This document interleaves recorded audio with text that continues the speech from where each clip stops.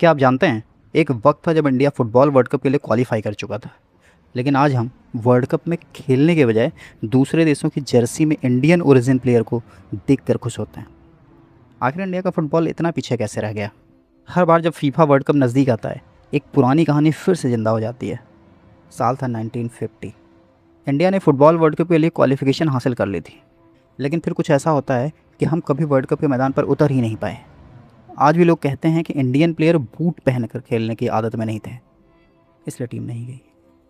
चाहे कहानी में कितनी भी सच्चाई हो या कितने भी मिथ जुड़े हों, एक बात ज़रूर याद दिलाती है कि एक वक्त था जब इंडिया फुटबॉल के ग्लोबल मैप पर मौजूद था।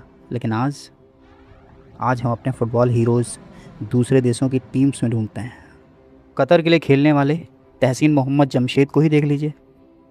उनके पिता का सपना था कि इंडिया के लिए फ़ुटबॉल खेलना, उनके पिता का सपना था इंडिया के लिए फ़ुटबॉल खेलना, लेकिन उन्हें यहाँ वो इकोसिस्टम नहीं मिला जहाँ टैलेंट को मौका मिल सके। अपना सपना अधूरा रह गया और रोज़गार की तलाश में वो वेस्ट एशिया चले गए।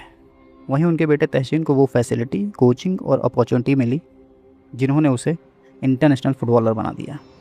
ये सिर्फ एक कहानी नहीं है। न्यूजीलैंड के स्टार फुटबॉलर सरप्रीत सिंह के पेरेंट्स पंजाब के जालंधर से माइग्रेट हुए थे। ऑस्ट्रेलिया के निशान वेलुपिल्ले, कॉन्गो के सैमुअल मुथुस्वामी। नाम अलग हैं, जर्सी अलग हैं, लेकिन कहीं ना कहीं रूट इंडिया से ही जुड़े हैं। तो सवाल ये है, अगर इंडियन ओरिजिन प्लेयर दुनिया भर में फ़ुटबॉल खेल सकते हैं, तो इंडिया खुद वर्ल्ड क्लास फुटबॉलर क्यों नहीं बना पा रहा है? क्या वजह जेनेटिक्स है? क्या माइंडसेट है? या फिर इंडियन फुटबॉल पसंद ही नहीं करते? जवाब है नहीं। सबसे बड़ी प्रॉब्लम है इंफ्रास्ट्रक्चर। इंडिया में फुटबॉल टैलेंट की कमी नहीं है, कमी है एक ऐसे सिस्टम की जो मेरिट को रिवॉर्ड करे। कमी है क्वालिटी एकेडमिक्स की, कमी है स्ट्रॉन्ग लीग्स की, कमी है लॉन्ग टर्म प्लानिंग की। इंडियन सुपर लीग कुछ सालों तक तो अनसर्टेनिटी में ही गिरी रही और लीग लगातार स्ट्रगल कर रही है। और जो ट्रेडिशनल फुटबॉल नर्सरीज कभी टैलेंट प्रोड्यूस करती थी, वो धीरे धीरे ख़त्म सी हो गई हैं। और सबसे दुखद बात क्या है कि जो देश कभी फुटबॉल में इंडिया से पीछे हुआ करते थे, आज वो हमसे काफ़ी आगे निकल चुके हैं और उनके प्लेयर्स यूरोप के टॉप क्लब में खेल रहे हैं।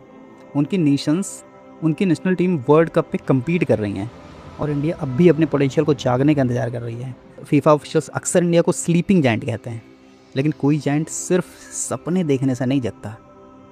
उसे जगाने के लिए चाहिए विज़न, चाहिए प्लानिंग, चाहिए वर्ल्ड क्लास कोचिंग और सबसे ज़रूरी एग्जीक्यूशन। सिर्फ पासपोर्ट रूल आसान बना देने से या ओवरसीज इंडियन ओरिजिन प्लेयर को बुला लेने से इंडियन फुटबॉल की तस्वीर नहीं बदलेगी। असली चेंज तब आएगा जब हर टैलेंटेड बच्चे को एक फेयर और प्रोफेशनल फुटबॉल इकोसिस्टम मिलेगा। वरना 1950 की वर्ल्ड कप वाली कहानी हर 4 साल बाद फिर से सुनाई जाएगी। एक ऐसी कहानी जो सिर्फ एक मिस्ड अपॉर्चुनिटी नहीं, बल्कि इंडियन फुटबॉल के अधूरे सपने को याद दिलाती रहेगी। सवाल ये नहीं है कि इंडिया वर्ल्ड कप कब खेलेगा, सवाल ये है कि हम फुटबॉल के उस स्लीपिंग जायंट को कभी भी जगा पाएंगे।